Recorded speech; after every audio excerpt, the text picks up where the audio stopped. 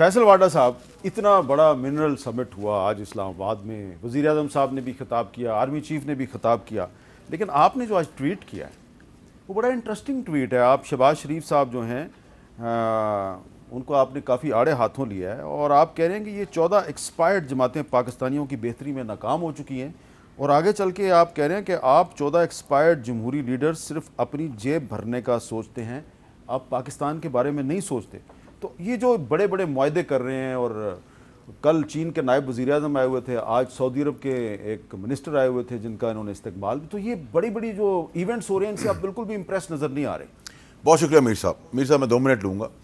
دیکھیں میر صاحب، جب لیڈر سمیت اور پولیٹیکل پارٹیاں سمیت P T I, Noon League, Peoples Party اور 13 جماعتیں جب یہ قوم کے ساتھ جھوٹ اور فریب اور فراڈ کرتی ہیں نا، تو آپ کو پتہ ہو جانا چاہیے کہ ان کی اندر کی انٹینشنز کیا ہیں. ٹھیک ہے جی، میں آپ کو 2 منٹ میں سوالیں دے دیتا ہوں. دیکھیں جی، بیانیہ بنا کہ جی نواز شریف صاحب کو کیوں نکالا اور باجوہ صاحب نے نکالا.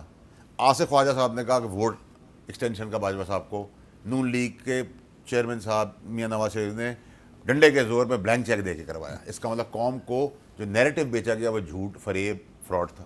عمران خان صاحب نے اپنی حکومت چلانے کے لیے ایکسٹینشن دی، اندر خان نے ایکسٹینشن دے دی. دوسری طرف رجیم کہا کہ جی رجیم چینج کرنے والے باجوہ صاحب ہیں، جھوٹ بولا، فریب کیا، فراڈ کیا. پیپلز پارٹی نے کہا جی آپ 3 سال کے لیے آئے ہیں، ہم اینٹ سینٹ بجائیں گے. ووٹ دیا، باہر نیریٹو بنایا، فراڈ کیا، سب کچھ کیا. ٹھیک ہے جی. دوسری چیز یہ ہے کہ جی ساری جماعتیں سمیت پی ٹی آئی، نون اور پیپلز پارٹی اور 14 باتیں، اور شہباز شریف صاحب محترم خود کہہ رہے ہیں کہ یہ ویژن جو ہے سپہ سالار کا، یہ بڑا زبردست ویژن ہے. تو ہم سب اس سپہ سالار کی ویژن کی سراہتے ہیں اس کو اور مانتے بھی ہیں.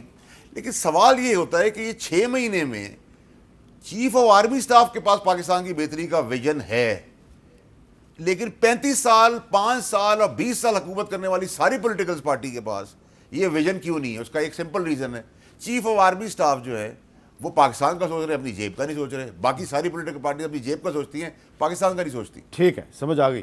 تو شعیب شاہین صاحب، نیریٹو یہ ہے فیصل واڈا صاحب کا کہ پیپلز پارٹی، مسلم لیگ نون، تحریک انصاف اور جو حکومت میں شامل تمام جماعتیں ہیں، یہ ساری جو ہیں یہ ایکسپائرڈ ہیں اور یہ اپنی جیب کا سوچتی ہیں.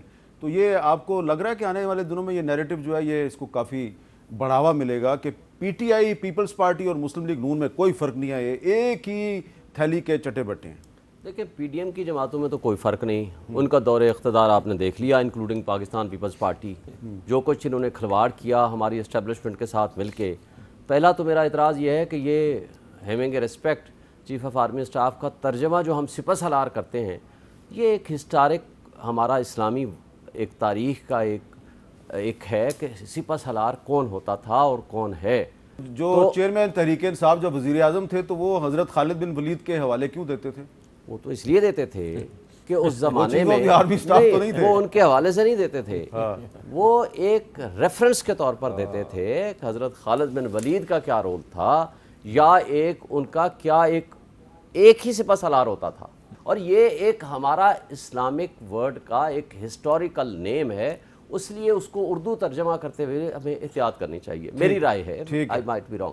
اور دوسری بات یہ ہے کہ شہباز شریف صاحب آج تک جو بھی کہیں افتتاح کرنے جاتے ہیں یا جو وہی کام کر رہے ہیں، اس کا پہلا کریڈٹ دیتے ہیں اپنے بقول سپہ سالار صاحب کو. بات یہ ہے کہ اگر سپہ سالار صاحب نے ہی یہ سارے نیشنل پروجیکٹس، جو اب تو انہوں نے آرمی ایکٹ میں بھی ترمیم کر دی ہے، وہ جب تک کہ نوٹیفائی لا نہیں بنتا، کہ تمام نیشنل پروجیکٹس جو ہیں وہ بھی اب انہوں نے چلانے ہیں. محکمہ زراعت بھی انہوں نے چلانی ہے، محکمہ آبپاشی میں بھی انہوں نے اگر آنا ہے، منرل سمٹ میں بھی انہوں نے بیٹھنا ہے، لوگوں سے پیسے بھی باہر سے انہوں نے لے کر آنے ہیں. تو بھائی تو پھر یہ سویلین سپریمیسی یا یہ موجودہ جو گورنمنٹ سے وہ بیٹھے کس لیے ہیں؟ وہ پھر آپ اقتدار جو ہے پھر آفیشلی ان کے حوالے کر دیں. چلیں دیکھیں، ہمارے ہاں دیئر شوڈ بی ڈسٹنکشن. ہمارا آئین کچھ کہتا ہے، آئین کے تقاضوں کے مطابق آج آپ کے ملک میں جنگ کی کیفیت ہے. دیکھیں، جب آپ کی پارٹی کی حکومت تھی تو باہر سے باجوہ صاحب یو اے ای سے پیسے لا رہے تھے، سعودی عرب سے پیسے لا رہے تھے، تو اس وقت بھی آپ کو پھر آئین کی بات کرنی چاہیے. دیکھیں، ہم آج بھی آئین کی بات کرتے ہیں، کل بھی کرتے تھے اور آئندہ بھی کریں گے. لیکن میں ایک بات کہتا ہوں، دیکھیں آپ کسی جگہ پہ پھنس گئے ہیں، کسی جگہ آپ کو آفت آ گئی ہے، کسی جگہ مصیبت ہے، خدا نخواستہ وہاں آپ جنگ کی کیفیت ہے، وہاں آپ کو ان ایڈ آرٹیکل 245 آپ کو اجازت دیتا ہے، ان کی آپ مدد لیں ایڈ کے لیے، لیکن آپ اس کو سپر پاور نہ بنائیں کہ آپ کی سویلین سپریمیسی کے کانسیپٹ اور آئین کے تحت سپر پاور آپ کی اسٹیبلشمنٹ نہیں ہے. آپ کو پاور جو ڈرائیو کرنی ہے آئین کے مطابق کرنی ہے، قانون کے مطابق کرنی ہے، اور جس کا جو رول ہے ڈیفائنڈ انڈر دی کانسٹیٹیوشن وہ آپ نے چلنا ہے. لیکن آج کانسٹیٹیوشن الٹ ہو گیا ہے. آج آپ کی سچویشن جو ہے میڈیا پہ پابندیاں لگ چکی ہیں. کس کی انڈکلیئرڈ ایک بین لگایا ہوا ہے، آپ نے چیئرمین پی ٹی آئی کا نام نہیں لے سکتے، آپ اس کا تصویر نہیں چلا سکتے، آپ اس کی خبر نہیں لگا سکتے، آپ اس کی کوئی نیوز، اس کی کوئی پریس کانفرنس یا اس کی گفتگو نہیں کر سکتے.